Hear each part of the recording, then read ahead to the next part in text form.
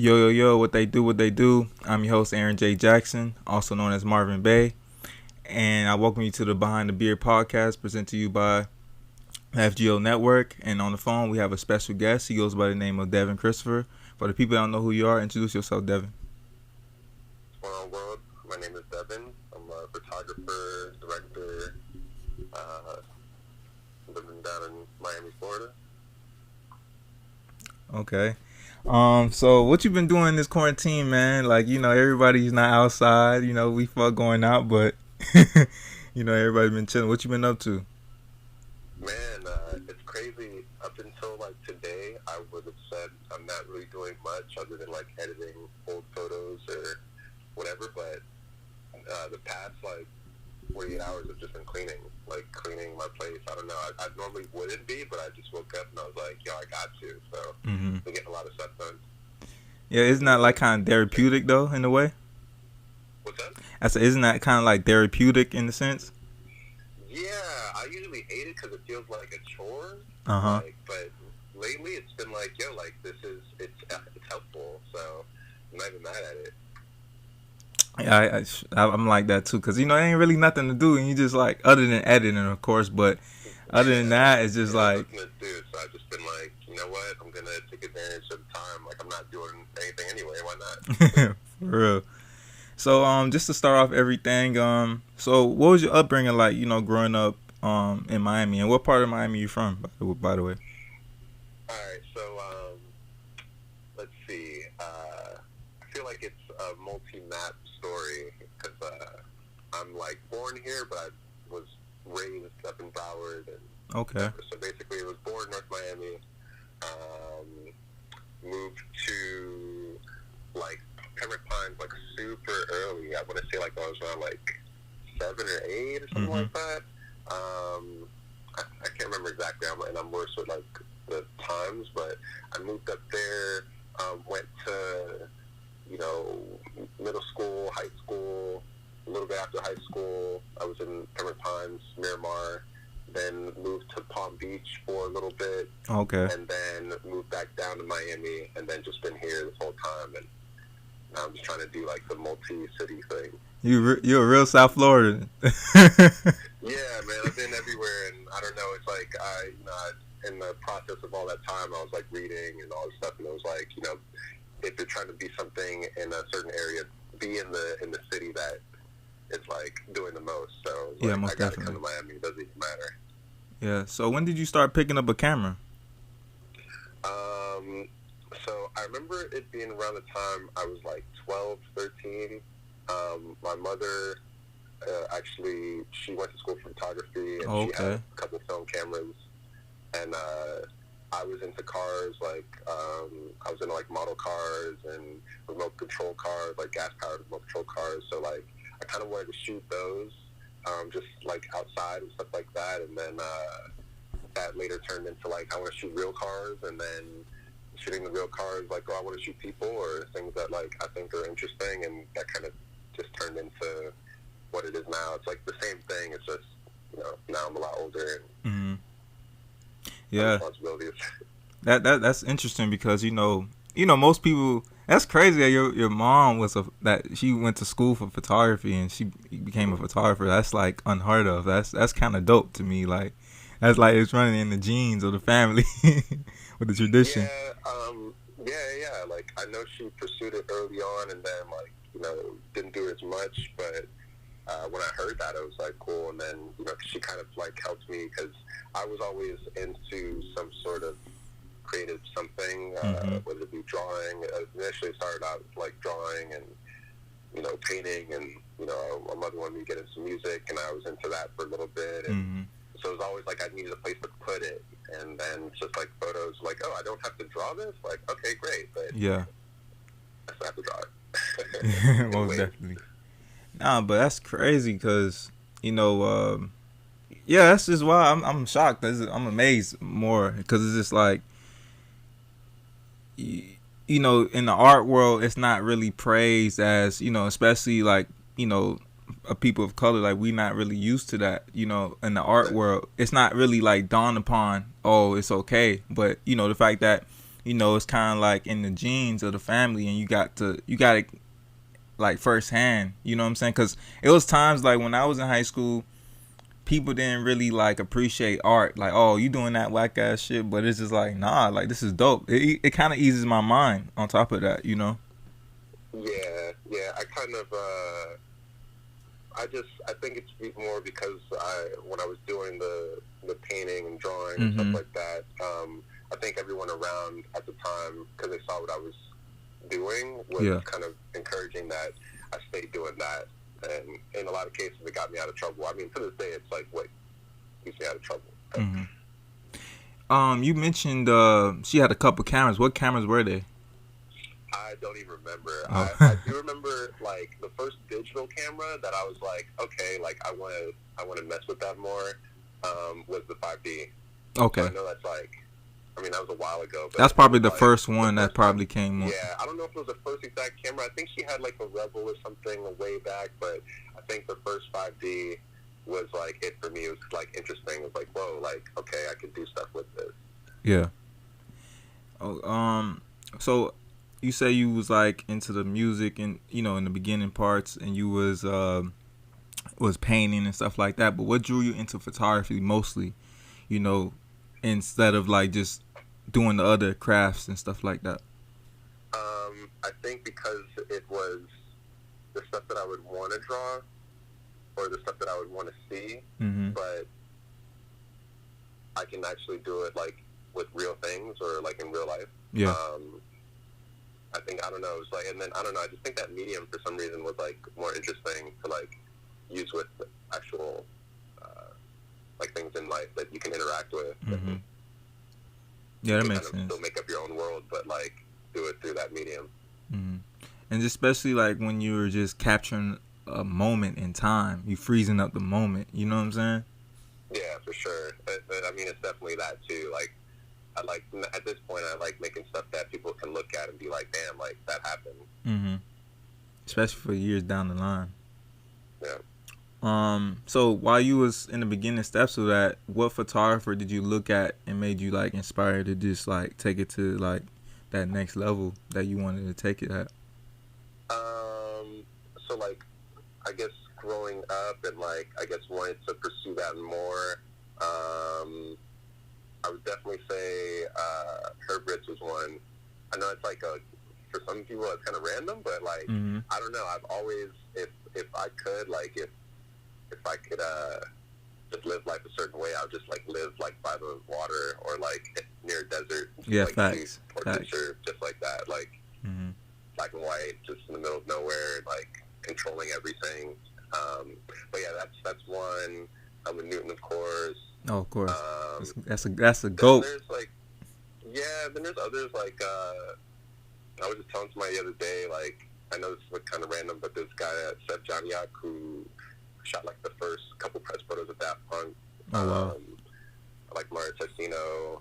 I could do this for like a long time. But trust me, I go through the same thing. I go through the same a lot thing. of people that I don't know. They've all just had a like their own perspective and kind of like this whole like I do what I want in my world kind of vibe. Yeah.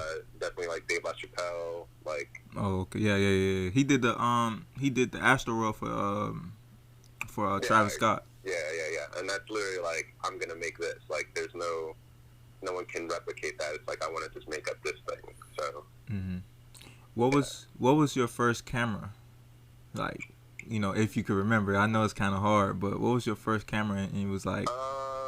And what was that moment like, by the way? Because I know when I got my first camera, I was going crazy. You know what I'm saying? Like, my grandma surprised me with it. Yeah, my first camera was a Canon AE1. Oh, wow. I had a couple of those. It's funny, I don't know, I'm, like, remembering more people. Esteban Oriol as well. Like, God, that's a guy. I met him, right? I met him one time. That's awesome. I commented something on his page the other day and he liked it. And I was like, Yo, let me tell you, Esteban, like in person, very chill dude, man. Like we had a conversation. He was explaining to me like what happened in that moment when he was taking like certain pictures. That's one of my favorite pictures. Like he even talked about his legendary LA portrait of like how the girl was like you want me to throw up the LA sign? Okay, whatever. You know what I'm saying? Like, Yeah. you know, it's. I'm glad you said that, but you had an Yeah. AE1. I'm sorry. What was that? No, I said you had a Canon AE1, and then you mentioned. Yeah, I had an A1. I just remember that too because I remember like around that time I was like, I really like his photos. Mm-hmm. Yeah, I had an A1. I had a 5D. I don't know. I got a couple of different other films. Actually, they're still here. Let's see. I have two A1s actually. I have like a regular like silver one. I have a black one. Oh wow. I got like a little drawer with some of these cameras here. So, nah. I mean, I guess these are only two I kept. But yeah, I have those two A1s. I'm jealous right now because every time somebody say AE1, I'm jealous because I had that camera. I got it from the thrift store, and I sold it. I sold it. I kept them in pretty good condition too. Like they still look brand new. I don't know. I've always wanted to keep those for some reason. Mm-hmm. I've had a couple like medium format cameras too, but I ended up selling them. I sold this like Kiev medium format to a friend of mine. I kind of regret that, but I'll get another medium format camera at some point. Yeah. So when did you want to take your craft to the next level? Like, when did you want to take it serious? You know what I'm saying? Like, when did you want to, like, you was like, okay, I'm starting this, and you was like, you know what? I need to take it to the next level. Let me stop bullshitting. Yeah, so I remember a couple, like, different things that I think are funny.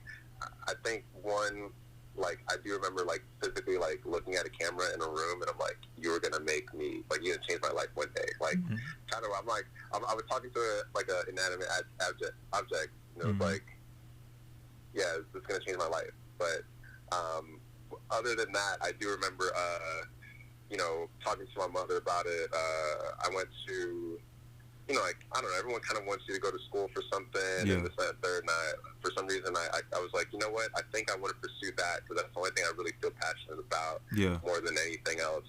And I was actually told, like, no, like, don't go to school. Wow. By her and a couple of other, like, friends and people I looked up to and, like, colleagues about photography, because a lot of them have graduated from school for photography, but didn't either learn anything beneficial that they felt, or just like, felt like there's another way around it. So, my mother even advised, it was like, how about you just be in the field of it, see if you even have a thing for it, seeing other people work for it, and then decide there if you want to do it. So I assisted a lot. I definitely tried to get into, and I did, but I ended up getting in like studios, and I ended up talking to more people that shot freelance and stuff like that to kind of see what they thought of it and how they reacted to it. One of a photographer I really respect and like as well, another photographer I guess would be an inspiration, is Noah Kalina. I talked to him a while back, and he was basically saying like, yeah, like, definitely keep shooting, like you have an eye, like, keep focusing on that. And that just kind of kept being like the constant like heartbeat. Like, even if I was assisting, even if I was editing for someone or visual teching or whatever, it was like, still do your thing and see what you want out of it. And it's changed my opinion like throughout the course of time. So yeah, I mean, big shout out to your mom, man, because most parents, they just say go to school and use that to like a excuse for everything. You know what I'm saying? And yeah, I mean, they definitely wanted me to like go to school for something, and if you think about it, like, or at least looking back, I think they have a point, to like at least go to school for business or something. Oh, of like, course, at least have another, because I literally had my eggs in one basket. Like, it's like, this is my thing. So I guess if you did have a backup thing, that would be nice, especially for what we're going through right now. Yeah, most definitely. But I look at it as like, in a point of view of, at least your mom or your parents said like, oh, look at this aspect as well too. Don't just just focus on them. You could focus on this as well, only, but just look at in the future, look at this. But most parents, they just say go to school, and that's it. But shout out to your mom for real, because she gave you that I wouldn't say hope, it's not only hope. It's just more like she gave you opportunity to grow and have trial and error. You know what I'm saying? Yeah, yeah. I mean, they definitely wanted me to go to the school, do the school part first, but I don't know, man. I got to a point where I got like had a conviction. I was like, yo, I have to do this. Like, I can't even make school be an option. Yeah. Yeah, and you know, school ain't for everybody. I tell people that all the time. Yeah. You know, like right now, I understand the business aspect of everything too. You know what I'm saying? Yeah. And I look at it like right now I'm going to school for commercial arts. You know, because I want to learn like the different aspects and stuff and be more hands on different things. So it's like how you it depends on how you use school. You know what I'm saying? Depending on what you do. On top of that as well too. Yeah. Can you reminisce what was your first shoot like? First shoot.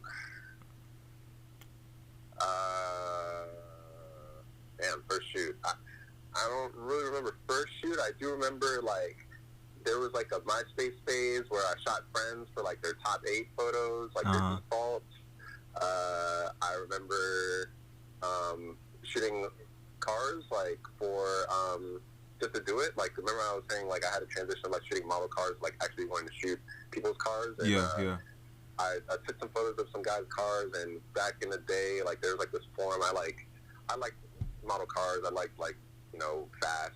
You know, I guess high. I already know. Ferraris, yeah. So, I went on like a message board a long time ago that was like a Lamborghini forum, and like I post my photos in there, and I'm like, hey, I want to shoot somebody's car in here, and like I had a couple guys hit me up that were like, you know, like definitely like shoot my car, I'll pay you. And I mean, I don't even remember how old I was. I definitely feel like I was maybe, I don't know, like 15, 16, 17 maybe.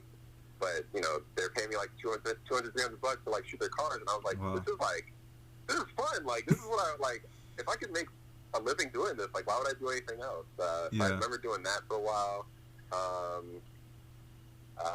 Then there's like first times, like, you know, shooting, you know, stray rats and stuff. Like, first time doing that, it's like, okay, like, we're just homies, like, hanging out, taking photos, and let's see what they look like. Like, let's see what it turns into. So. Shout out to Julian, man. You know he came a long way as well too. But the fact that you pretty much shot like the stray rats like in the beginning stages as well too.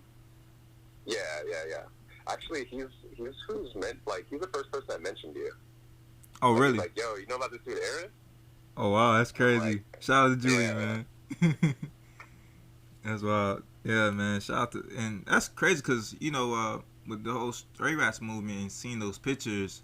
I remember, by the way, it's an honor interviewing you as well because I looked at your work since like your old website, and it was like black in the back. I think you had a black page in the background, like it's like a black in the background. You had like all the archives of like Denzel Curry and obviously stray rats and you know the BMWs and stuff. Like you still have it, but it was just a whole bunch of stuff that you had, and I was just like, yo, like this is crazy. Like, yeah, so it's crazy. I do remember like having to always wanted to update my website and add so much stuff to it, and now I feel like it's like the last thing people would go to, but I want to update it. Like I know I have to update it now. It's the stuff I've shot recently, but I try to keep it. Try to let the world know. I'm gonna tell you a story. So I was, I never forget this. I was in Panther Coffee one time, and I had seen like two women like looking at your page. I was like, yo, damn, let me make conversation. You know, you probably all like, you know, the same thing. And I walk there. I'm like, yo, that's Devin Christopher. Like his work is amazing. He's like, oh yeah, you know him? I was like, nah, but we got mutual friends. Once I said that, they just shut me down. like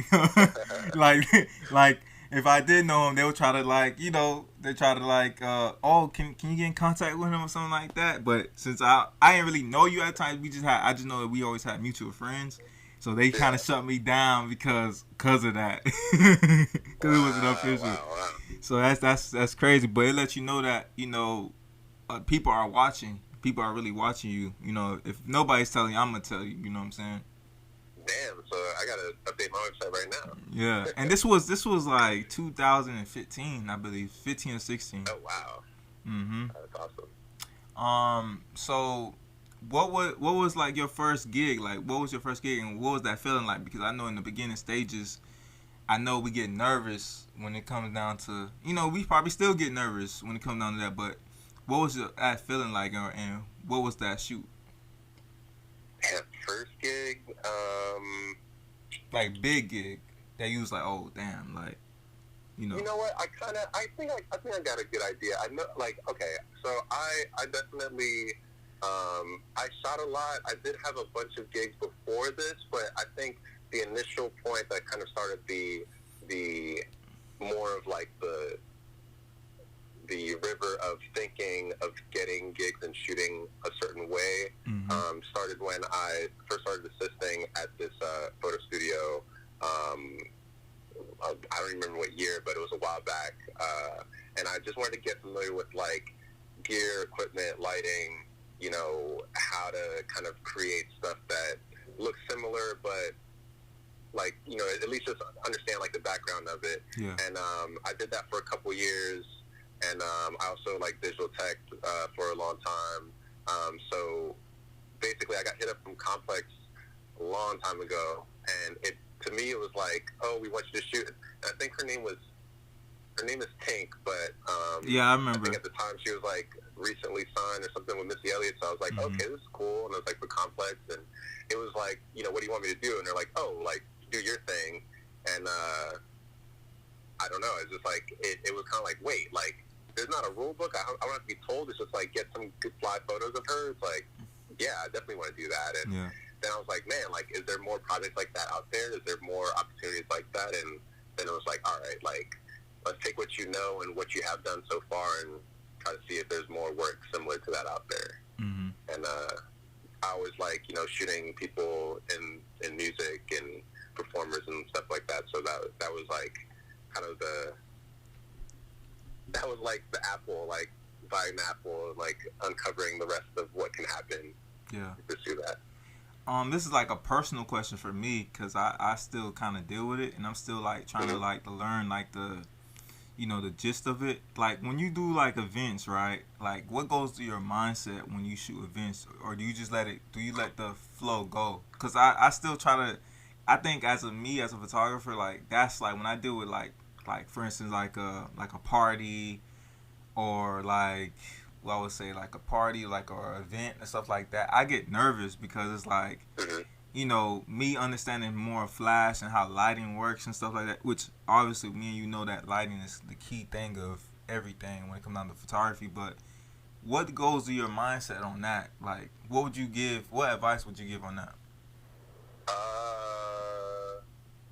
I don't think I'd have the best advice. I'm not really, in my opinion, because it's funny because like other people may see differently. Yeah. I don't think I work best in events. Okay. I think the best that I can say about shooting events is like try to react to what's happening instead of like make things happening.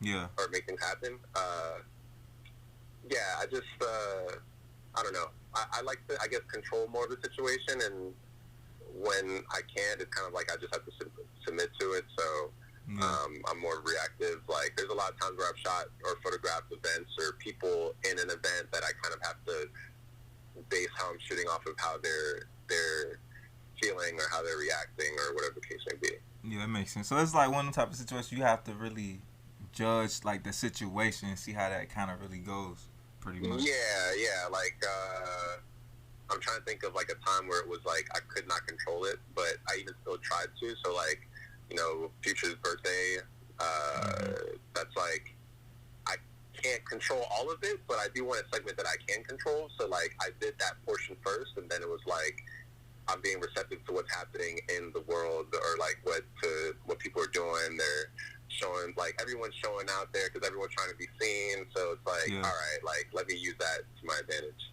Yeah, that makes sense. What would you say would be like a roadblock as a photographer? In your words. Man, my biggest is living the work I don't know if that's a good thing or a bad thing. I just know that like that's one thing that I've always had a challenge doing is like living what you want to see. Like I want to live that, or like I want it to be kind of like a vessel of like something that I think or believe in. So like, you know, you and I were talking the other day about like Gunna and stuff. It's like, yo, I'm a fan, so like part of me wants to like photograph him, like, and create a world based off of that, because it's like I'm an actual fan, like, versus like sometimes I get hit up, and sometimes it works, sometimes it doesn't, but sometimes I'll get hit up to shoot an artist that I don't even know. So it's like, damn, like I don't really know about this, so how do I attach like something to it? But then there's like there's like things I do to kind of like help that. So yeah, most definitely. So how do you continue to have or be so passionate during these roadblocks? Because that could kind of really mess with you mentally. Because it's like, damn, like, like, like, you know what I'm saying? It messes with me all the time. The people that do know me know I'm very like, I guess, I don't know. I think they would use the word stubborn, but I think it's just very like temperamental, and like I need things to be a certain way so I continue to like make the work and the life like kind of complement each other. Yeah, because I don't know. Like I just need my time. I need my space. Like I need the energy. I guess in this interview we'll see that like I study a lot of photographers, even though I shouldn't, or I kind of try not to sometimes. But Nick Knight definitely has said like it's good to like, as much as you shoot, you should put that same amount of energy in like resting, because like the time that you are gonna apply to your shoots or whatever, or you know, reaching out to a potential client is like the time that you need. Like you can't be polluting that with other unnecessary shit. So yeah, most definitely. Rest is key. Like the last interview when I did with Uncle Luke, he says he's a big advocate for resting. And people don't understand. Like I tell people, oh snap, my bad, y'all. You know, I was in my room, but I tell people that people don't understand that people only look at the outcome. People don't understand the process, and process is very important. Yeah, I definitely have to say something about that. The process is definitely important, but one thing I've definitely told people, because I'm not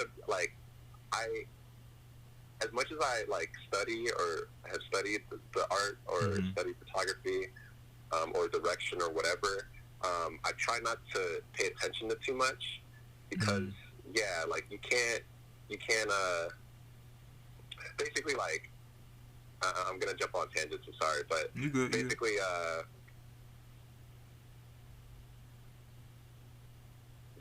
you can't how can I sum this up? You gotta, I always tell people, like, when they see photos and they're so critical of whatever's being photographed or shot or directed, it's like you always have to think about it in context. So, for example, if there's a photo of Pharrell that, you know, someone shot and they're like, yo, like, the lighting of this sucks, like, you have to think about it in context. Like, don't kill yourself over it, because, you know, you don't know if the guy had 5 hours with Pharrell or 5 minutes. Like, oh, man, you speaking gems. What's that? I say you speaking gems right now. They don't understand. I mean, like, a lot of people, you know, there's times where even I look at it. Like, I shot something. I mean, I shoot something every now and then, but like, I'll definitely, like, one that comes to mind is like the last time I shot Denzel. It was like I had a ton of stuff in mind, but it was like days. Oh shit! I got to turn this down. It was like days, if not the day before, like his tour. So he was like going through a bunch of stuff, and it was like, I think he was being interviewed, and like maybe wasn't in the best mood, but it was like, yo, like the photos might reflect that, but it's not even the end of the world, because, you know, to most the photos came out great. I think we still got some great stuff out of that, but like, you got to understand the shoot in context. Like, you know, some people, you know, that's why I don't get mad. I see a lot of concert photos that I'm not really fans of, but I get it. It's like, yo, I got A$AP Rocky right here. Like, this is the shot that, like, looks good out of what I got. So it's like, you know, I feel you. Like, you got those 20 seconds and then someone stood in front of you. So nah, most definitely. Most definitely. And I think that it's kind of hard, like, and I bet you could say the same, like, even when you started, probably, when the older photographers, even like photography teachers, they quick to criticize, which I understand why they're critiquing. They just helping you to better your work, but at the same time, it's just like you don't know what I have to go through when I'm photographing this subject and how much time like how it's basically the same thing you said, like because it be times because I'm like a street photographer mostly, and when I'm in like certain neighborhoods, I have to be cautious of where I'm at. I don't know, like I have to hurry up because I don't know what's the next thing's gonna happen. You know what I'm saying? So it's stuff like that. People don't understand. They only see the outcome, and they don't understand it all falls back into the process and how that happened. But the good thing about that is we're able to tell the story in later time. You know. Yeah. So that's what's up, man. Like that's interesting that you really did say that. What are the key elements of pro production, and why is it so important to you, or just in general? The key elements of what? Post production, like editing and stuff like that. Man, I try not to do too much of it. I think my thing is all about how it's shot, the moment it's shot, because that's gonna dictate the outcome. I'm a very big natural light person. The studio stuff, I try to get as close to like natural light as possible. So I don't want to do too much post work.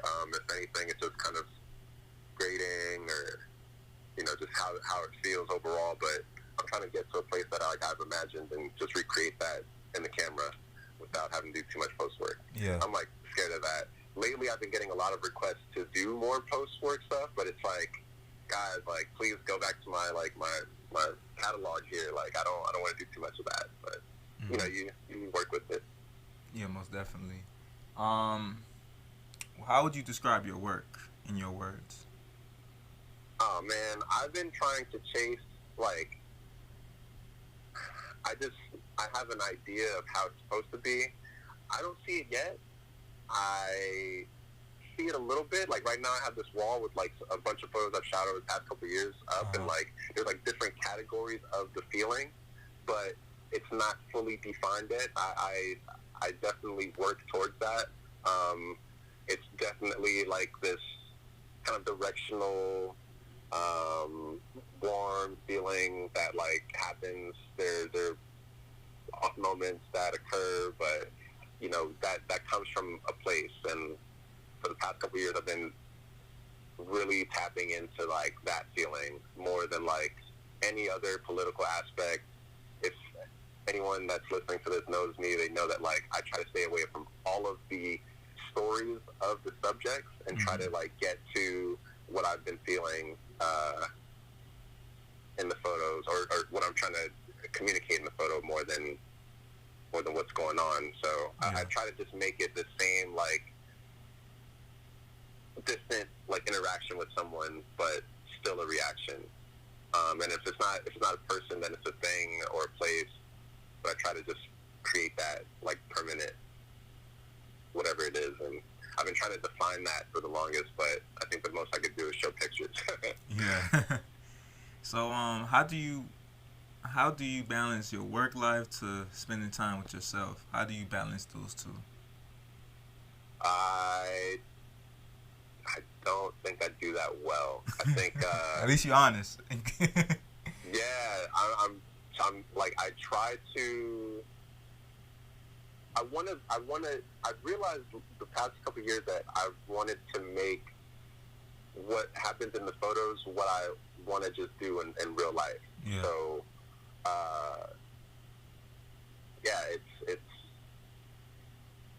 it's hard because like I just want to either be around certain places or people or whatever and kind of recreate a feeling or an emotion.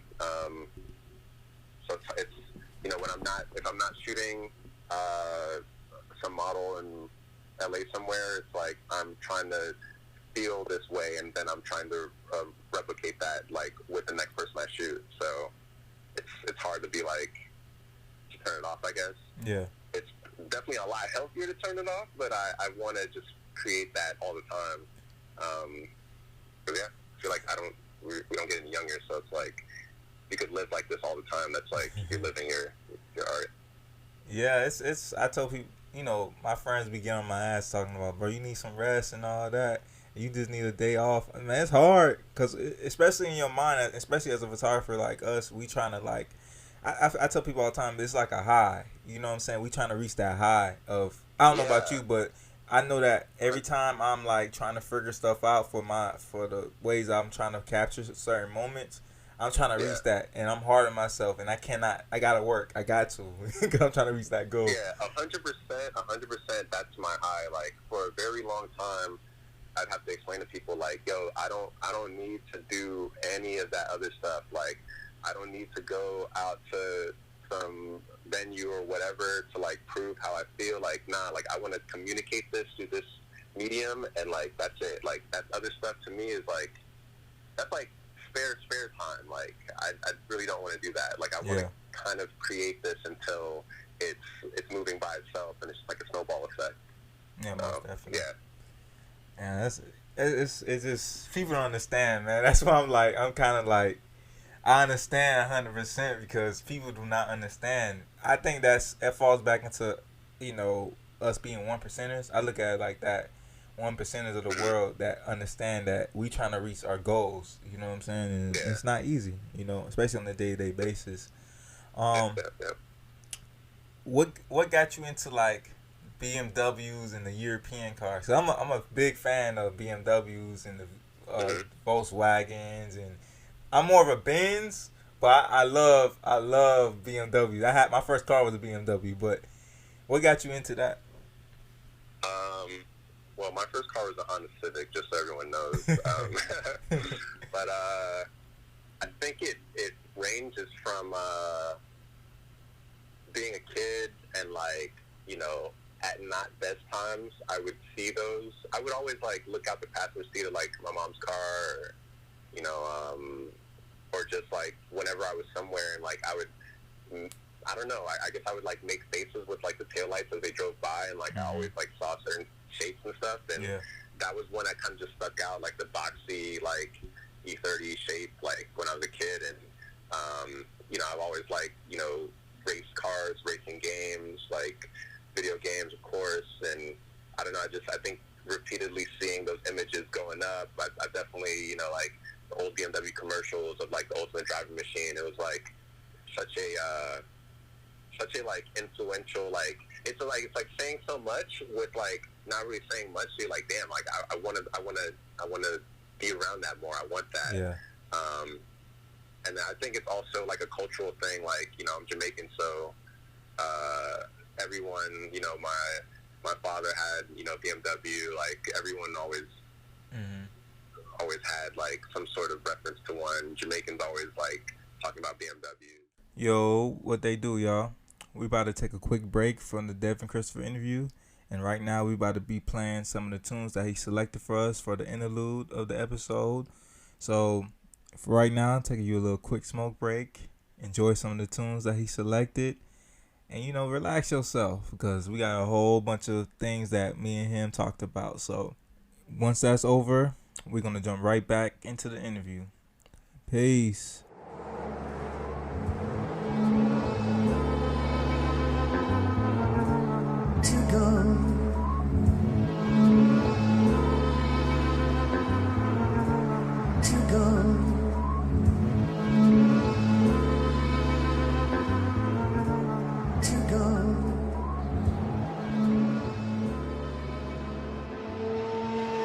Sounds, just the wind on my skin. Fine fabrics, interior serious, dashboard lavish, 14 karat gold instruments. I'm outside looking at it, I didn't even sit in it yet. I can't believe that it's just how I envisioned it. Watching the speed limits, baby, we smoking weed in it without no window tints. To me that make no sense. Can't hide when you this fly, them niggas is seeing it. Taking in the sunset on the lake while reminiscing how narrowly I escaped. We divide the cake, brunches with the heads of state. Mimosas on different coasts and these niggas ain't even close. They don't want no smoke, them niggas broke, they want handouts. I'd rather hand them a rope. Standing in one place won't get you paid. They find desperation shots, but I'm not phased. Just the wind on my skin.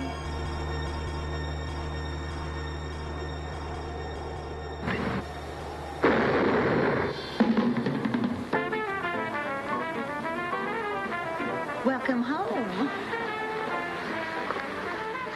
What do you say your name was?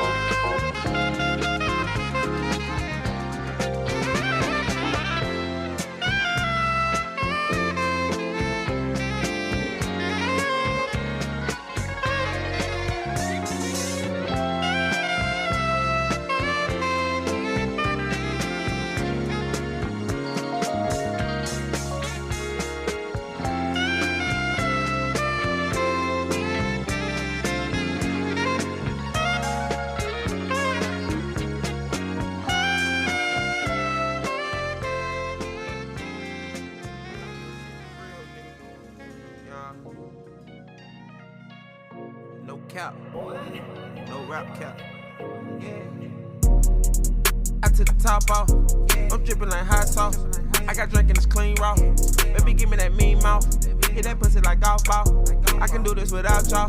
Carlos, I go loco. I go back to the trap house. Spread that bitch and the bells down. Catching it and I cash out. Turn that shit to a stash house. I ain't taking no handouts. Money calling, I'm in route. For them niggas, they been out. Blow it back when I'm in town. They say gonna you the best. I done went and got a check. I'm about to flex. This an automatic baguette. Rocket diamonds on wet. I got water around my neck. I done start to worry less. When I bought my bitch legs. I take my fridge. Niggas sending me threats. I done bought another vest. I'm protecting my flesh. Nigga paw my back. 50 front on my hat. I don't have no wrecks. I can never get attached. I shit that I can see now. I got back on my feet now. I can take out my team down. I'ma hold my whole team down. Niggas hate, I don't see how. Made it out of the dumb south. And I don't even know how. About to pull me a Benz out. I took the top off. I'm dripping like hot sauce. I got drink in this clean raw. Baby, give me that mean mouth. Hit that pussy like golf ball. I can do this without y'all. Carlos, I go lock out. I go back to the trap house. Spread that bitch and the bells down. Cash it in and I cash out. Turn that shit to a stash house. I ain't taking no handouts. When they calling, I'm in route. For them niggas, they been out. Blow it back when I'm in town. Yeah, I drip when I'm in town. I'm just tryna stay inbound. And I'm making my cash cow. Gonna came with his own sound. You ain't still in this flow now. Blowin' smoking it so loud.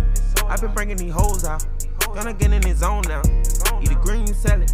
Yeah, niggas still rapping. Racks got me relaxing. Bought me a gold paddock. Flying, I'm flashing. Yeah, nigga, we heaven. Tell me your profession. We gang back active. Why I sell legends? I shit that I can see now. I got back on my feet now. I can take out my team down. I'ma hold my whole team down. Niggas hate, I don't see how. Made it out of the dumb south. And I don't even know how. About to pull me a Benz out. I took the top off. I'm dripping like hot sauce. I got drink in this clean raw. Baby, give me that mean mouth. Hit that pussy like golf ball. I can do this without y'all. Carlos, I go lock out. I go back to the trap house. Spread that bitch and the bells down. Cash it in and I cash out. Turn that shit to a stash house. I ain't taking no handouts. When they calling, I'm in route. For them niggas, they been out. Blow it back when I'm in town.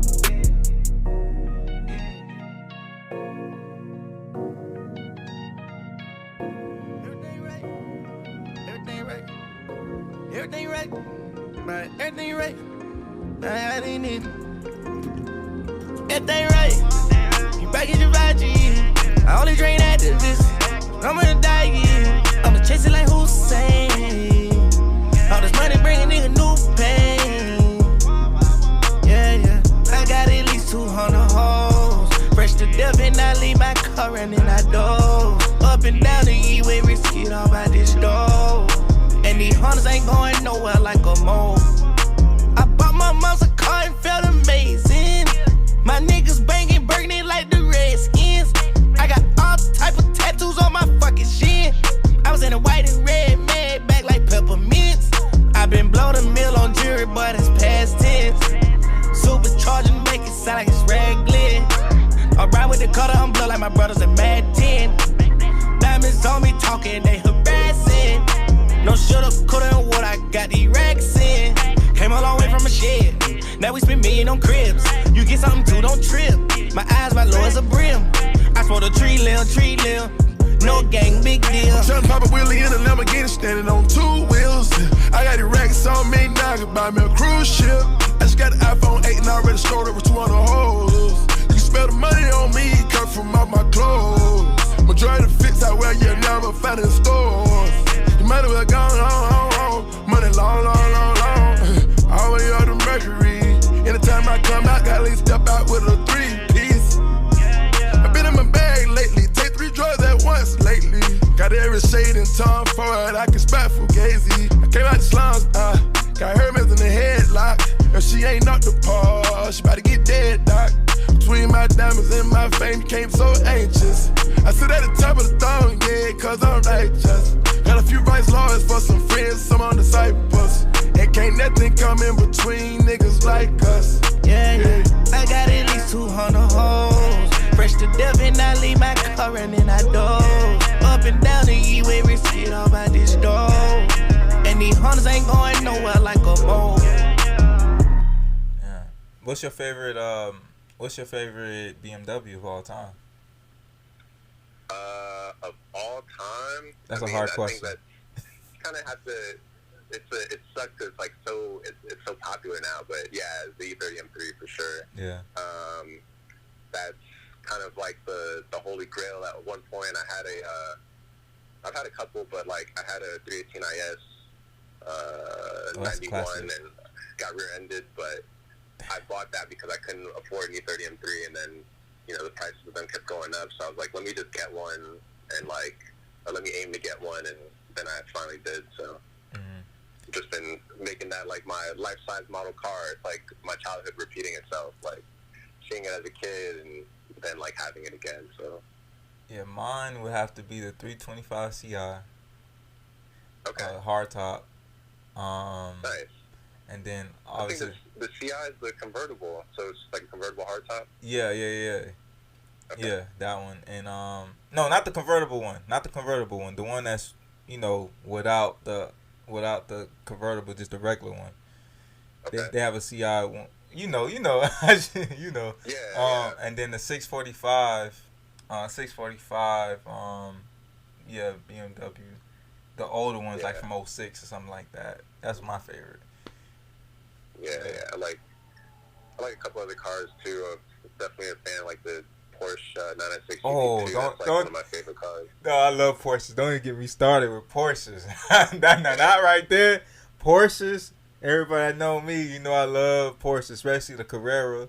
All that, man. I'm trying to get that Porsche. For real. So, you photographed Tory Lanez, Dwayne Wade, Future, Denzel Curry, A$AP Rocky. Who are your favorite celebrities that you photographed? And what was it like? Tory? I mean, off the top, let me see. I definitely would say Tory was dope.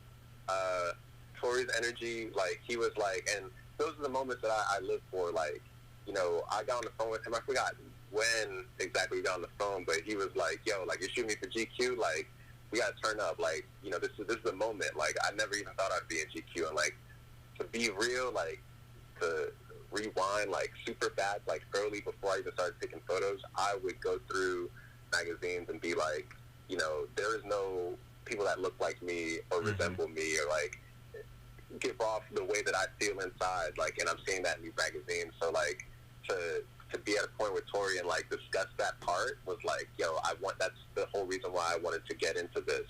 So yeah, Tory's one. Future is definitely one because I've been like an actual fan of Future.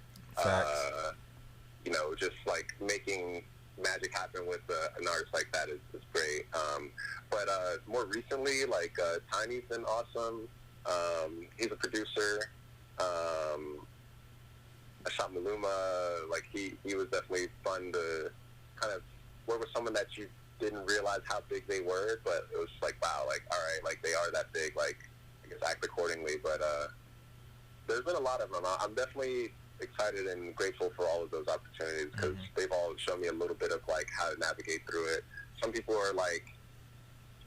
are they act smaller than they are, and some people act way bigger than they are. So it's kind of interesting to see like how that is. But, especially the industry. Yeah, the industry too. The industry, they love that stuff. Yeah. So you recently just shot Future for the XXL cover story. What was that like? And even though you photographed Future previous times, but what was that moment like? And tell the people how was the whole process during that day. So what it was like, it's definitely another one of those like surreal moments where it's like. And you got the cover story, so that's dope.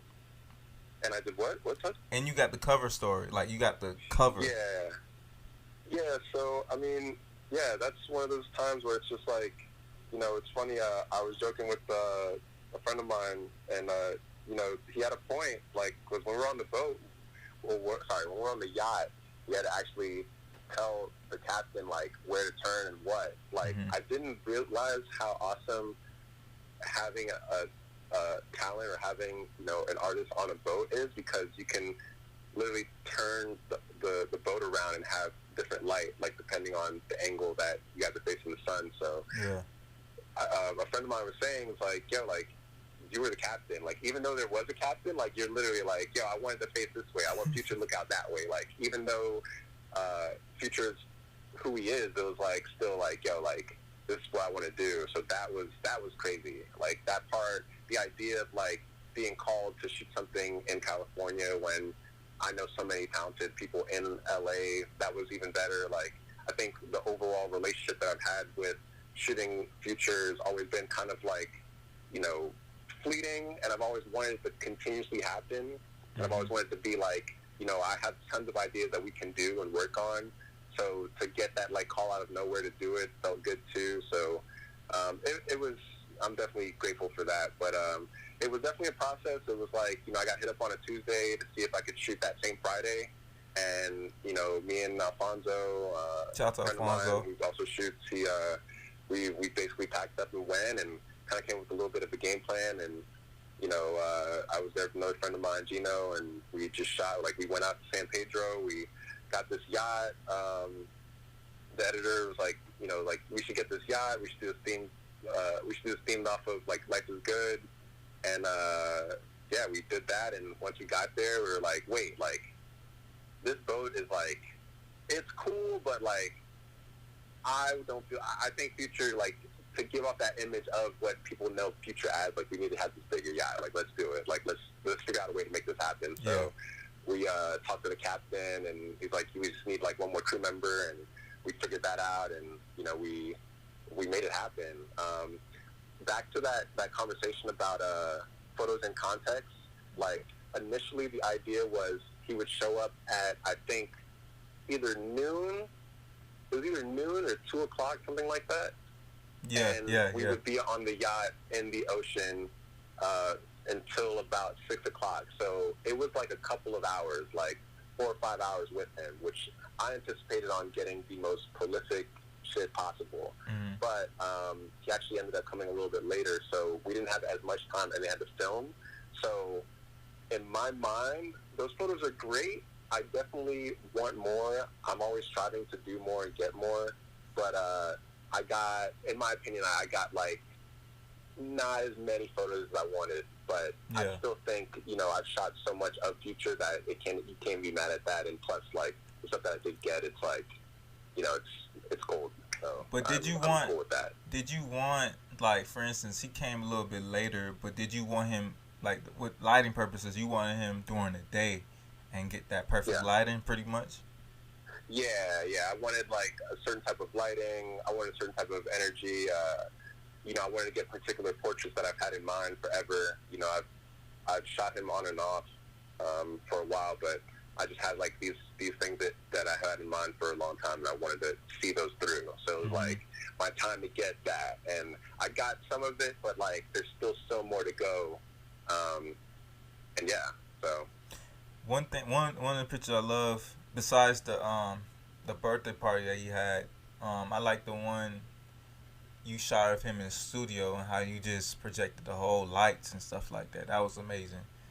Yeah, so that is like, kind of like how you were saying before, like, that's like an event, but I still, that just goes to show my level of, like, control I would want in a situation like that. Like, I had no control over where he's going to be, how he's going to act, you know, what he's going to wear or anything, but I did have control over the light.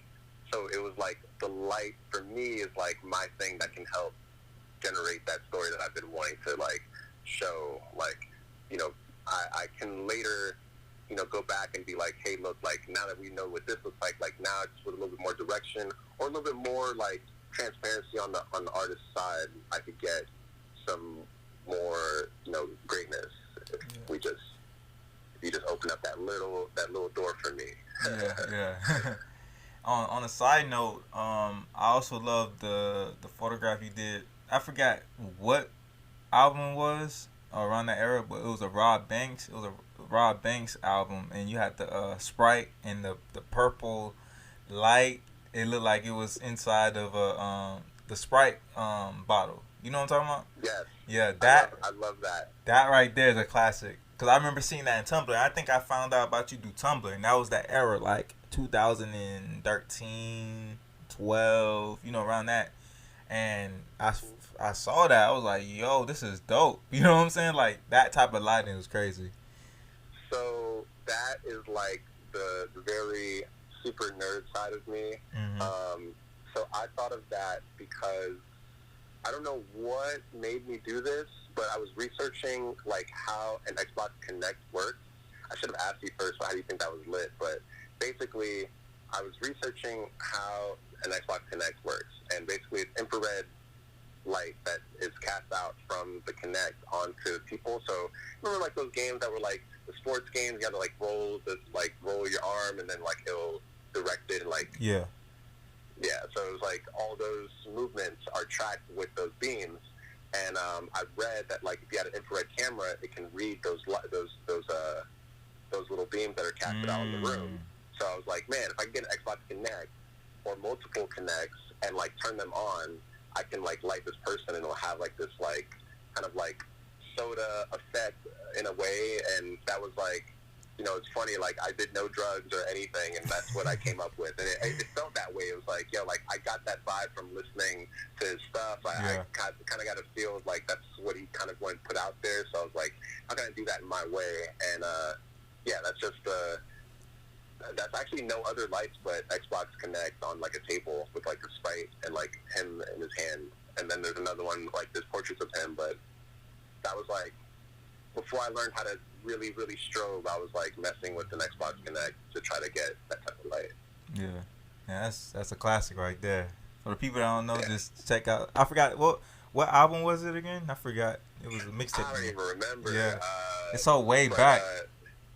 What is it? I said that was so way back. That was like 2012, 11. Yeah, it was a while back. Yeah, I remember. I was actually looking at some photos from around that time. Someone sent me, and it was like, yeah, I was like assisting at some studio, and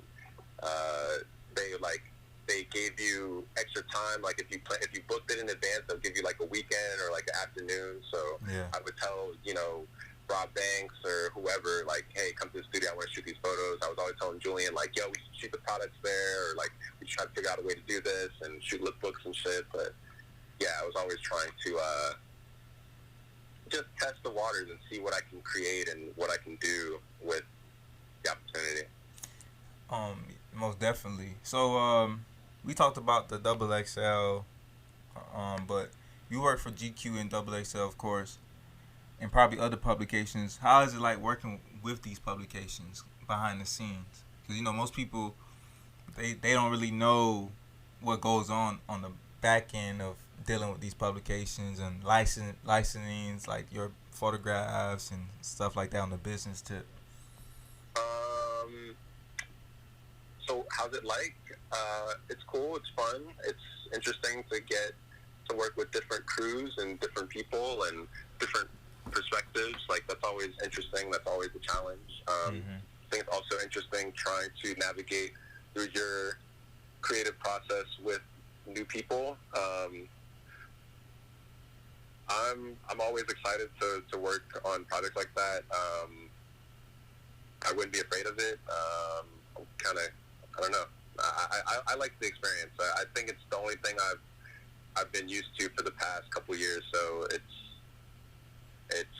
kind of just been normalized to me. But I do appreciate it. It's definitely interesting. Like, everyone has a different perspective or how to do something, or then there's like a critical thinking stage. But I'm always a fan of it. It's like, how much more can we do? What crazier can we do?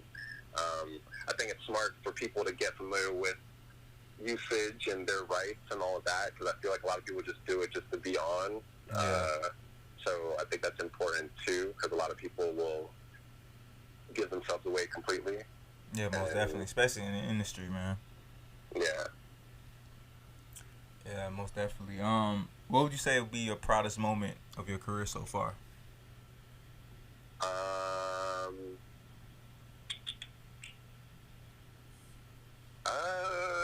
There's a lot, man. I'm always like super just thankful. Like, I'm always like, you know, how did this happen? But I do know it's from a lot of persistence. So, you know, I would say, you know, every time I shot for GQ felt like an award, because it was like, you know, like, this is something that I looked at. I remember, like, the first time I saw Cameron in GQ, I was like, yo, what? Like, wow, like, this is awesome. Like, this is what I want to see more of. And, like, now it's kind of like every publication kind of wants that.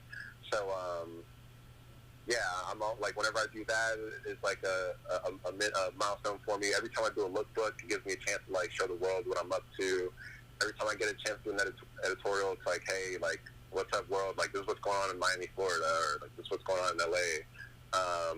When we got the studio, you know, I've had the studio it's been like 2 years now, so being able to do stuff in here every time is crazy. The first time we shot, oh my God, we have to talk about this. The first time I shot Melly, YNW Melly. Oh, well, yes. Like, I meant to mention that. What's up? I forgot to mention that. You did shoot YNW Melly.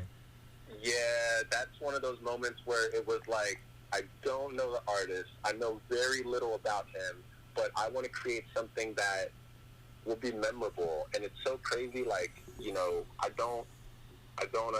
definitely don't wish this or anything like that, but when thinking about it, because that was another opportunity, that was for the Fader, but it was like, you know, do your thing. We just want some fly photos of Melly, and it was like, all right, I just moved to the studio. We had really nothing here. I had maybe like 3 or 4 C-stands, some B-flats, you know, a couple rolls of paper,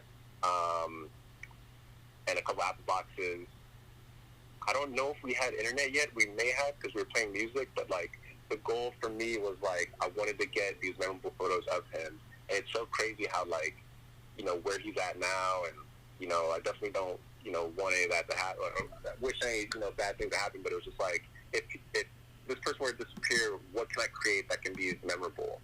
And that was my focus before, during, and after. So like to do that with like very little to me felt like a milestone. Like, damn, you could do this with like just a person with good energy and you with good energy. Like that's all you need. You don't need any other thing to make that happen. Yeah, because with those pictures, I think out of, you know, me looking at your work, I think that one is the most underestimated one in my opinion as a fan perspective, because it showed that whole photo shoot, it shows character that I never really thought of about him. Like it was just amazing how he was just like just going with the flow. You know what I'm saying? Like he was enjoying it. He was on a throne. He was, you know, a whole money full of cash. And the way, you know, I don't know if you styled him or he had a stylist, but the styling was just beyond crazy and amazing. Yo, that's awesome. I actually styled this. This is crazy. I know a guy, Chris. He designs like these clothes that I think they photograph incredibly well. So I was like, yo, I need some of that stuff. And YNW Melly came with like these Gucci sneakers on, like this leather jacket. Like the jacket's his, but I was like, yo, put these pieces on. Let's see how that looks. But I will say, kind of the same way I was saying about Tory Lanez, and even the same about Future and a lot of these other guys. I feel like I've gotten the role of like, you're the voice for us. I read this story a long time ago by Childish Gambino. I forgot what it was for. I don't know if it was New York Times or something, but he basically said something like, you know, a lot of people look at some black creatives as like the voice for us. So I feel like when Tory like knew it was me, he was like, yo, like this is someone that like can relate to me. Like please show the world like what I am, like, you know, for real. Yeah. And I think Melly, Future, Young Thug, fucking 808 Mafia, like any of these guys, sometimes when I'm photographing them, I get like this look. Dwayne Wade, like they kind of give me this look like, yo, like I'm glad that you're in this spot because you can show this world. You can show the world like us for real. Yeah, because I appreciate that. So Melly definitely gave me that when we were shooting. Yeah, because like, you know, like when I do street photography, when I shoot in the hood, like it's kind of the same way, like, and it's kind of like you kind of feel blessed in a sense because it's like not everybody get that opportunity to photograph certain things, and you in people's spaces, you know what I'm saying? And we the voice of the people. We not only just the people, but these celebrities as well too. And that's why I study a lot of photographers that photograph all these artists and stuff like that. And I'm just like, just hearing their story and just looking at their work, and it's just like, yo, like you guys was in that moment of time, and you photograph them, and I can only imagine what the conversation was like with you and that artist or that person. You know, me and my homie Photo T. I know you probably know who he is. Photo T. We had this conversation about how, like, we'll be like literally with all these artists, like, you know, without our camera or whatever, but that's a moment that we get to you know, talk about, but not some people get to sit in those type of tables, you know, with these artists, you know. Right. Yeah, no, I definitely, you know, when I shot Dwayne Wade, it was like that for real. We were the only two black people in the building. Wow. And that to me is like, you know, if I don't know, man, it does a different thing to you. I don't, you know, definitely don't want to make it about like race or anything like that, but I just know for a fact, like, that's the feeling. That's like it's like an unspoken thing. Like, if you both look at each other and know that you're the only two people in there like that, it's like, damn, we came a long way. Yeah, and especially in these rooms. Talk about that, you know. Well, I'm sure the question will come up later, but if not, I'll say that at the end or something. But yeah, I definitely feel a lot towards that when I shoot. So it's like, it's almost like a responsibility. And I think anyone that has that opportunity, like Childish Gambino was saying, it's like you either can sell them out and make them look, you know, make them look corny or whatever, or you can put your heart into it and be like, yo, we're not just, you know, what you may think of because TMZ said, like, exactly. You know, so yeah, most definitely. Yeah, man, it's just like, you know, we at them tables, man. Like, I sometimes I hate being the only one, you know. I really do. No, like, yeah, for sure. It kind of messes. Oh, don't even get me started. I hate being the only one, but keep going. Yeah, it kind of messes with your mind. It's like, damn, I wish more people was like, you know, I hate it, bro. I hate it with a passion, but I know that in order for us to grow, we have to continue to do what we do so we could give people like us those opportunities. You know what I'm saying? Yeah, and with that, like, you know, it's tough because I wanted to take people with me, but sometimes it's like they get too caught up in the fact that, like, we're on this set or we're with these people, like, let me fucking put something on the gram real quick, and it's like, bro, like, oh man, we gotta do it for real first. Like, let's do it for real first. Like, let's talk about it after the fact. But I don't know, we're in a time where people rather just be like in the scene, close to it, than actually have it. Exactly. So among your photographs, what would you say is your favorite? I know it's a hard question, trust me, I know, but I just had to ask that. That's tough. I mean, like I said, I'm just looking at this wall here of like a couple of things that I have, but there's not really a favorite. It's kind of like they all look good together. They're all your babies. Yeah, they're all babies in a way. Like, they're all still a strain of like that initial thought, which is like, I want to be this place. I want to be at this place. I want to feel this way. I want it to look like this. I want the sunlight to be like this, or I want the expression that comes across to be like this. So it's a constant journey to that. You know, I definitely feel like it will. I mean, 2020 was our year to do that, but I don't know right now. But I thought I was going to create more of that. I still believe it will happen at some point, but it's just crazy to like have the pieces together and constantly work at it and constantly, like, you know, like chip at that to like create the perfect sculpture. I just feel like it's not 100% there yet. I think I got the elements, but I'm still working on it. So it could be anything. Like, you know, I have a photo of here, 12 Lin, that's, you know, one of my favorites. I have this photo of like this RWB Porsche that I shot for some magazine in France. You know, I have a picture of like my car, a picture of Melly, a picture of Future. I got like Ronnie from Kiss. Like, that was a crazy moment too, but it was like still like trying to capture that same feeling. A couple other friends' cars and stuff. So it's all over the place. I've like some of the Straight Rats look stuff too. Like, there's like pieces in there that's like that same feeling in person I'm trying to capture. So yeah. What would you say, film or digital, and why? I'm the worst at these. I'm always choosing both. So I will say film for the feeling, digital because I can get it, because the clients don't want to wait. Yeah. I commend the people that have clients that can wait, but my clients don't. So yeah, I mean, film for the feeling, of course. I'm always trying to recapture that feeling. but it's a little bit clearer because it's all digital. So that's a good response. Because most people I ask, it's either just that and that's that. You know what I'm saying? But yeah, that makes a whole bunch of sense. Yeah, because you gotta, especially when you work on clientele, we live in a day and age we have to use digital because they want everything right then and there. You know, and then for film it takes a little minute. For me, film is mostly for my personal work. Now, if the client want to do it and have that feeling, then that's when I'll do it. But when it comes down to clients, like you said, it's mostly like digital work and stuff like that. But it goes hand in hand, like you said. Yeah. But what lens is your go-to? What lens? It's like your go-to, like that's your automatically. You gonna automatically shoot with that. I think.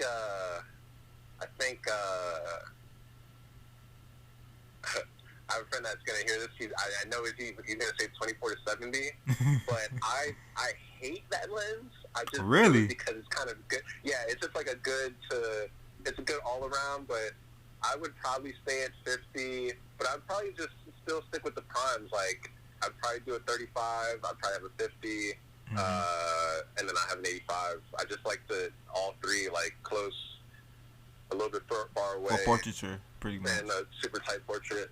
Yeah, I ain't gonna lie. The 85, I assisted a shoot not too long ago, and I was like, damn, I didn't know the 85 was this hard. I love the 85 more than the 50. Yeah, I have a couple other friends that shoot with like 135s, which I think is nice too. But I don't know. I'm over here like I don't know. I just haven't done it yet.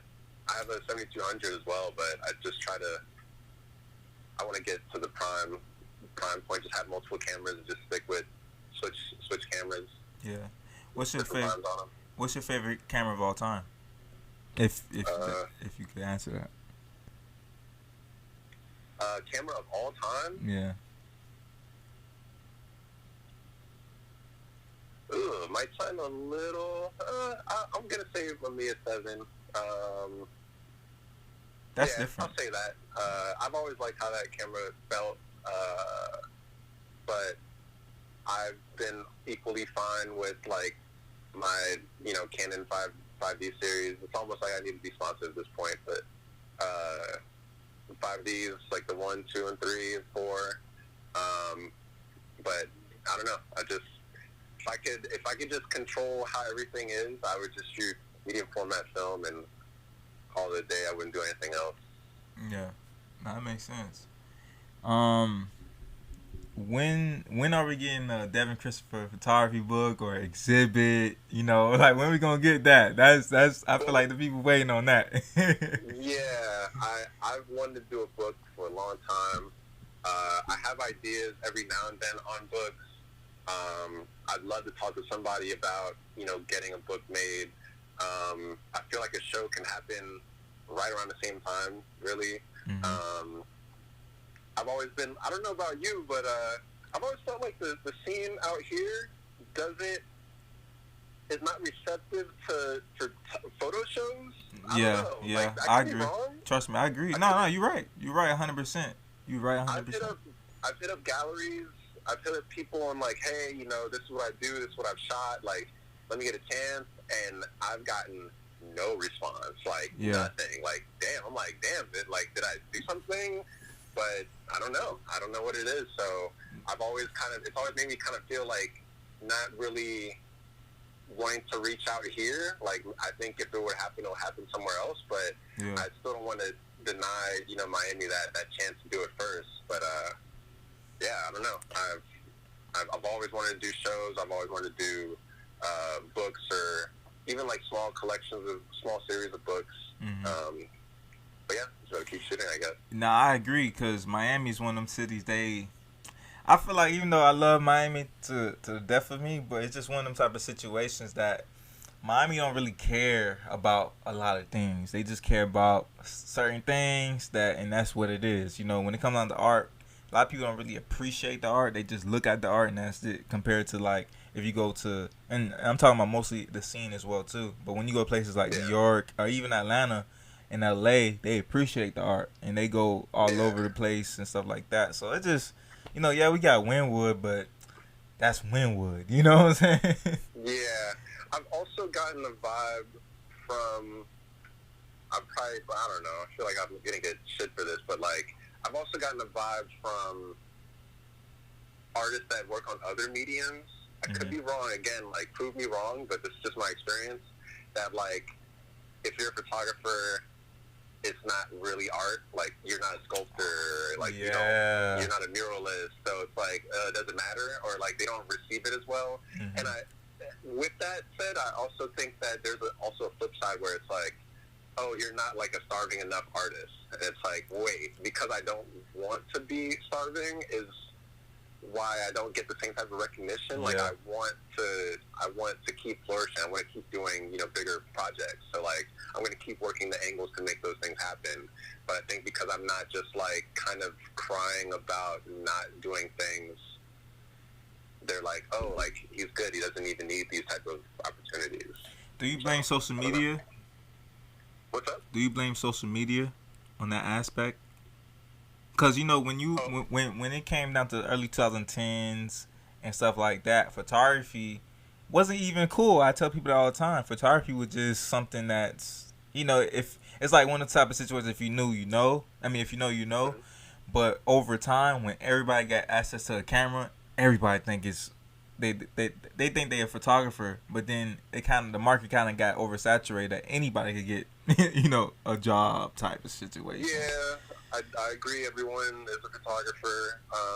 I remember this interview. I don't know who interviewed him, but they interviewed Meek Mills recently, and he was saying how, like, from his hood, like, the coolest thing you could do is kill somebody, and it's like, that's not even cool. Like, he's like, growing up, I used to think that, but that's just not cool. Like, but in that world, at the same time, if you took photos, you were the corniest dude out of the crew. So it was like, they had no respect for that. But then he's like, oh, wait, people have grown up different ways, and like, this is actually respected in certain avenues. Like, like, so I think where we come, or I don't want to say where we come from, but like, I think a certain background doesn't look at that as cool. So I remember a long time ago hitting up a lot of artists, a lot of singers, a lot of rappers or whatever, and the idea to them to have a guy hang out with them all the time and take photos is like, I don't want no guy in my private space doing that. And it's like, yo, but like, you're creating history and you don't even realize it. Like, you need someone that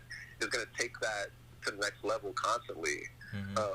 So yeah, I think some people didn't look at that as cool at all, which is unfortunate. But I go through that to this day. Now everyone does it. So like, everyone found a way to like work their way in, and now it's been solidified, like, with whoever person that they shoot.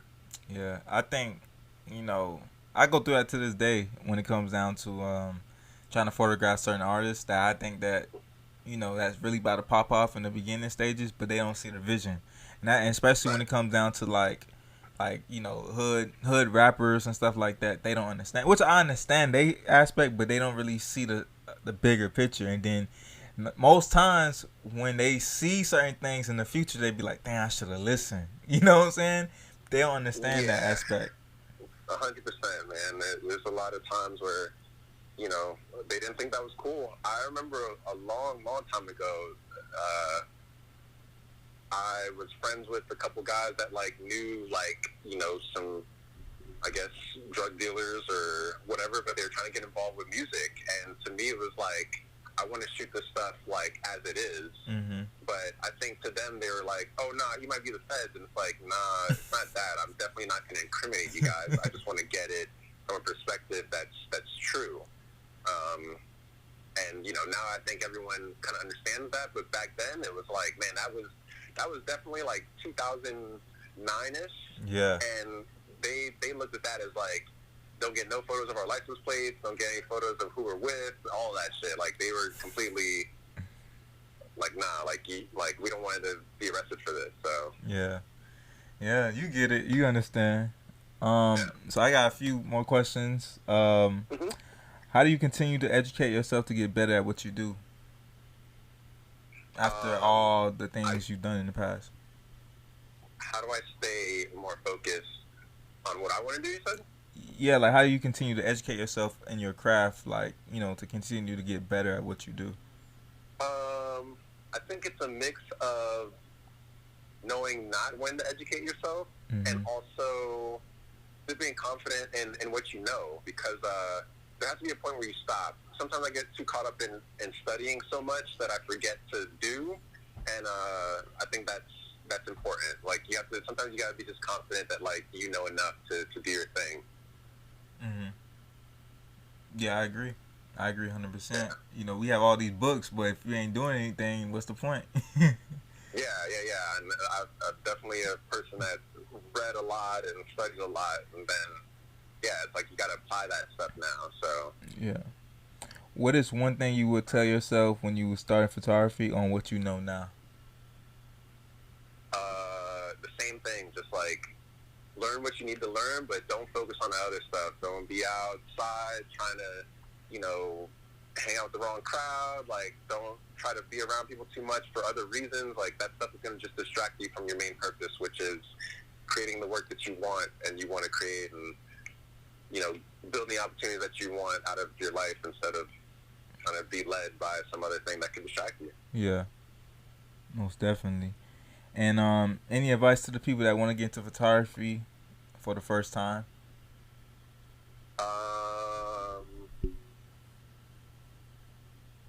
Be truthful about it. Like, be truthful. Do you want to do it because you think it'll give you attention? Do you want to do it because you know, you think it'll bring you to cool places?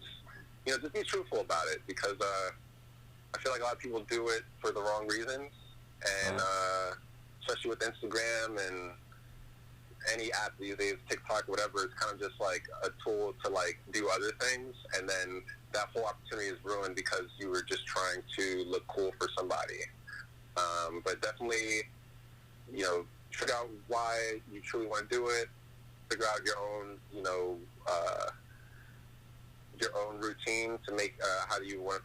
Figure out your own routine to make it happen, and stay focused on that. Just keep building on it. Most definitely. Do you have any else to say before we clear it out for the day? Yes. Cause I know you've been. So back to the thing I was gonna say before. So I think what is important, and I don't know if those people are listening to this. I hope it could get to that point one day that people, that it's received by a, you know, trying to think of an artist to not sound too biased, like a Jay-Z, but Jay-Z's not on social media, but any type of, like, big artist out there that, you know, is, you know, black or brown. I think the big responsibility is that it's not a responsibility, and I get it. That's why I don't really preach it too much, or I don't, like, text, you know, musicians afterwards or after we shoot or anything like that. But I just think it's a wise thing too.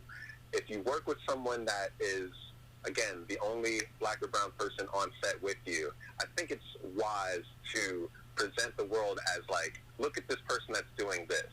Because when I grew up, the only cool thing that you can do is be an athlete of some sort, or, you know, be a rapper or sell drugs, or, you know, the cliche things. But, like, I think to be like, yo, this was shot by this guy or this girl, or whoever, like, you know, and it took them a lot to get here, just like how it took a lot for that athlete or that musician or that talent to be in that position, and we're looking eye to eye with each other. I think that's a good characteristic to carry after the fact. But after the music video, after the photo shoot, after, you know, the album art, whatever, like, promote that. Like, you know, that's why I like what you guys are doing, because it's like, yo, like, we're talking about that amongst each other.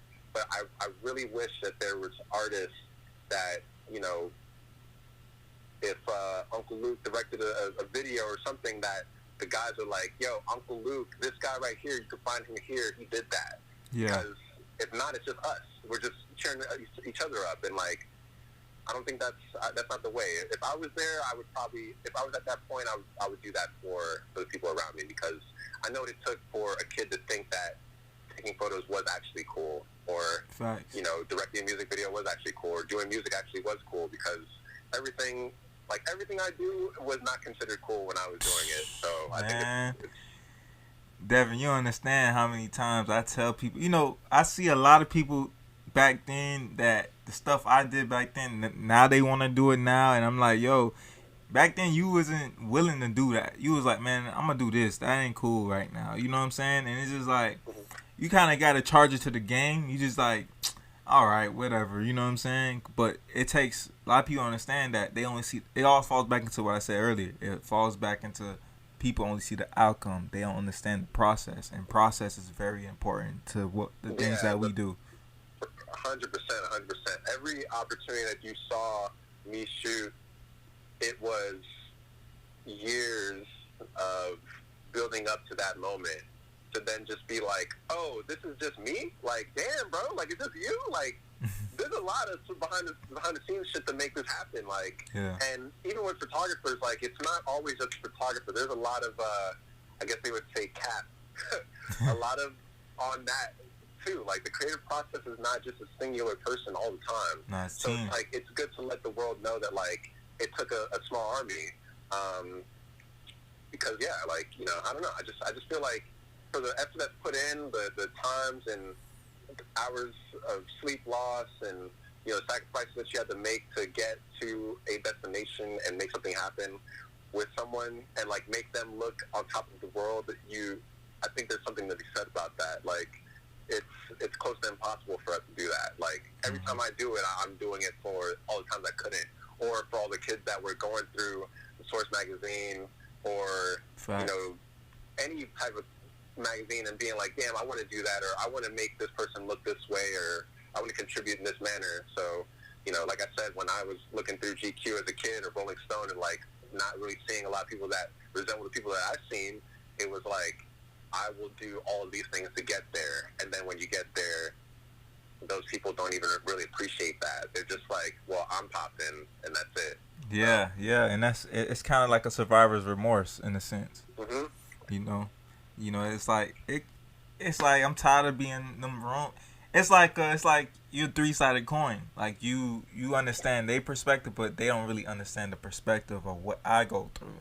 And it's like when I walk in the room, I'm like, for me to have a conversation with certain individuals that's in the upper echelons of the world, it's like I'm able to have this certain type of conversation with this person. You know what I'm saying? But if you're friends that kind of look like you, they're not going to understand how to have that conversation with that individual. It's not just, oh, I'm with that popping person. We having really real conversations. And it don't have to be serious. It could have something that has to do with not even industry stuff.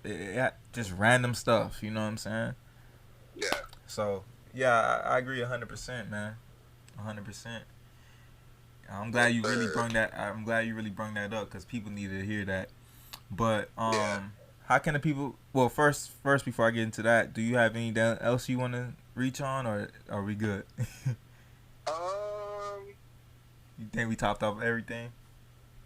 No, I mean, I do feel like I'm, like, missing stuff, but I don't know. It'll probably come to me later. I just, you know, it's part of the game. It's part of the game. Yeah. Like, you know, this is my first time doing this too, so I don't know, man. I just, you know, that to me, like, for the past couple of days, I was like, damn, I definitely want to tell Aaron that. Like, that's one of the things that has been on my mind a lot. Because, you know, even when I shot, you know, I've shot, like, a couple of reggaeton artists lately. And to me, it's like, again, like, I still get that vibe of, like, yo, we're not used to seeing someone that looks like you doing this. Mm-hmm. So for me to get the opportunity, it's like, yo, like, I'm kind of letting... We're both letting people know that, like, this is possible. So, like, we should probably approach it that way. Like, let the world know, like, hey, look, like, this is actually something that you should look forward to. But I'm curious, what else am I thinking about? I don't know. I think it's just going to come up to me later. I'll just text me or something. Yeah. So, how can the people get in contact with you? They can't. No, I'm kidding. You can email me. I have my contact info on my website. It's devinchristopher.com. You can try on social media. I try not to be on it too much. I try not to be on social media too much. With this coronavirus thing, I definitely am on it a lot more, but I try not. You know, I definitely want to just go in for the purposes I need to and get right back out. Mm-hmm. But I think email is still the best way. It's like the last formal way to do anything. So. Yeah, man. Man, I just want to say before we clear it, I appreciate you for being on the episode, and it's an honor. It's really an honor because I looked up to you for a very long time, and I just want you to tell you that, you know, ahead of time. Thank you, man. I appreciate that, and also, like, you know, I definitely like what you do. Like, definitely keep doing that. And yeah, man, like I was saying earlier, like, don't let anybody try to direct your energy from it.